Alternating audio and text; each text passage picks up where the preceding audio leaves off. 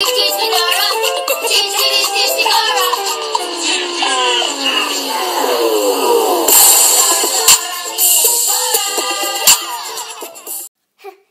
to tell everyone, but Dora will not be here today, so you're stuck with me, her reject cousin. No, not Diego. I'm Destiny, but luckily, Boots is here with us today too, and we're going to be talking about different political systems throughout the world and some economic stuff too, for funsies.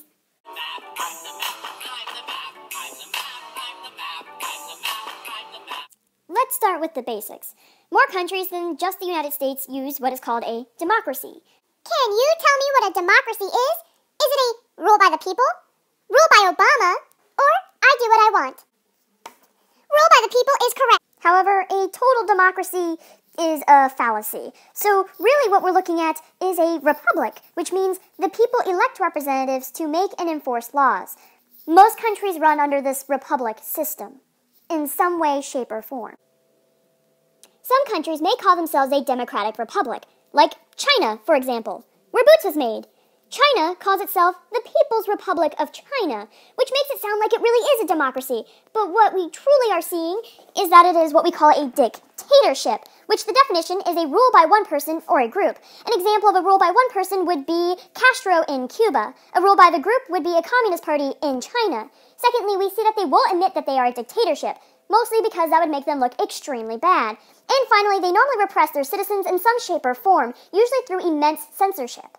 The first definition of dictatorship can also apply to another form of government, a monarchy. We don't have any true monarchies in today's society, or rule by one person, typically a queen or a king. However, these governmental systems normally run under a parliamentary system, and we see this in Australia, Uganda, Great Britain, of course, and even Japan. Have what is called a prime minister, which serves as their president or their equivalent of that. 170 countries today use or have a prime minister. Compare that with 43 countries that have a president, and most of those countries have a prime minister that is actually in charge. On the other half of the dictatorship definition of rule by a group, we see something called an aristocracy. This is normally done by the rich and the well-educated. This group normally controls everything. We see this happening in countries such as Poland, Nigeria, Pakistan, and Russia. And some might even claim that the United States is an aristocracy. Then there are some countries that just kind of do whatever they want, like France.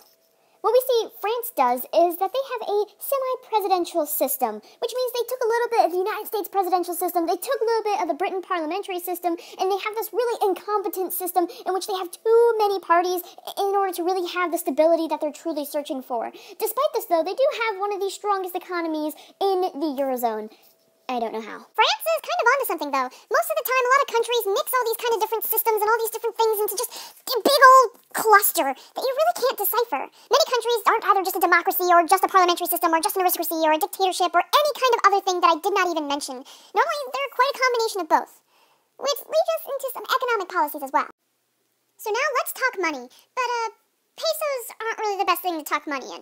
So let's get rid of that, and we'll use something more valuable, like this piece of paper. What the United States uses is what we call capitalism. Essentially, that just means private ownership. It's also been called the free market, which is ironic because, nothing is free. Let's explain this using donuts. I really want these donuts, but so does Boots. So what are we going to do?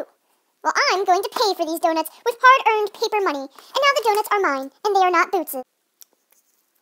Capitalism seems pretty great, so why would we use anything else in the world? Well, for starters, some countries think that this free market system makes us demons or animals. No offense, Boots. So what they do is they do this thing called socialism. However, that's not communism, but they're often confused for each other, and they really shouldn't be. Communism is more of a social theory that focuses on equality. So in the donut example, Boots and I would each get a donut. There's Boots' donut. There's my own. Communism, however, there is no private ownership, so Boots and I can never actually own the donuts we eat. It's all just given to us from our government.